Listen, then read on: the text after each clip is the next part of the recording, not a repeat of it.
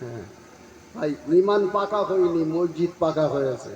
ইমানটা পাকা করতে হবে এই ঘটনার দ্বারা।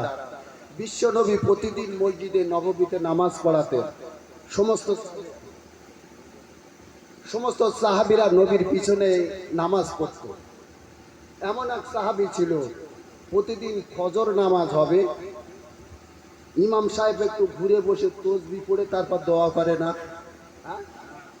যখনই নবীর দোয়া করার সময় হতো, এক সাহাবী নামটা হলো আব্দুল্লাহ আনসারী, দোয়া করতো না, নামাজ যেই শেষ হতো দৌড়ে বাড়ি চলে যেত।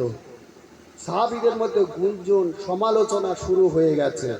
আর আল্লাহর নবী বলেছেন, কেউ যদি তার মরা ভাইয়ের গোস্ত খেতে চায়, সে যেন ওই তেমাতায় বসে, চার দোকানে বসে আলেমদের বিরুদ্ধে, আমলোকের বিরুদ্ধে সে যেন একটু ওই কি করে, গীবত গায়।